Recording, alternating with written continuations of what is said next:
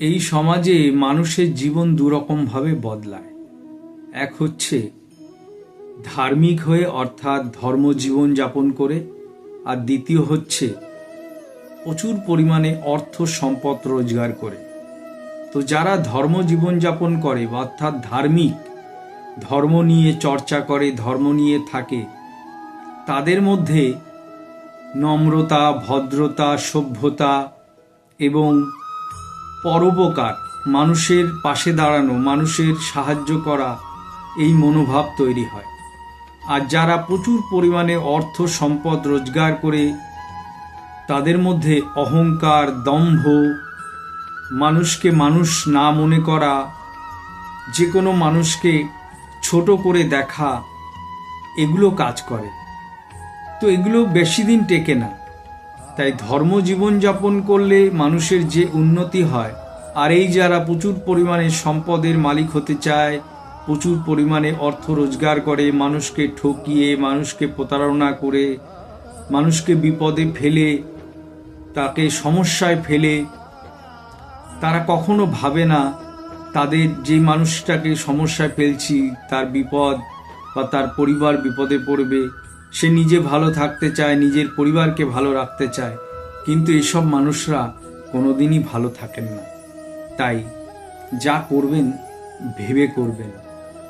ভালো মন্দ কাজ সবসময় ভেবে করা উচিত। বর্তমান সময়ে অনেকে ভাবেন যে ভগবান নেই, এর কোনো বিচার হয় না, অনেক রকম সমস্যা দেখা দেয়। হ্যাঁ, অনেকে অনেক ভগবানকে ডাকেন, কিন্তু সেই সমস্যা অনেক সময় সমাধান হয় না। কিন্তু হয়, আসলে অতটা ধৈর্য মানুষের মধ্যে নেই।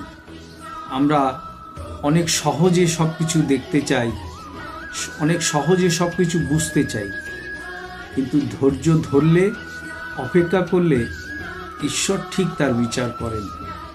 তাই সৎ পথে চলুন, সৎভাবে জীবনযাপন করুন, ধর্ম পথে চলুন। আর নিজের মনকে ভালো রাখতে হলে, নিজেকে ভালো রাখতে হলে, পরিবারকে ভালো রাখতে হলে মানুষের ক্ষতি করবেন না। সবসময় নিজের কাজ নিয়ে থাকুন, ঈশ্বরের স্মরণ করুন, পারলে ভালো বইপত্র পড়ুন, ধর্মচর্চা করুন। বা সনাতন ধর্মের এত বই আছে, যে বই পড়ে এই এক জীবনে শেষ করা সম্ভব নয়।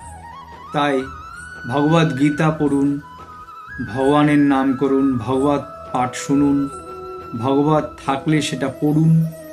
সবসময় ঈশ্বরকে স্মরণ করুন, আর নিজের কাজটাকে মাথার মধ্যে সবসময় ঘোরান।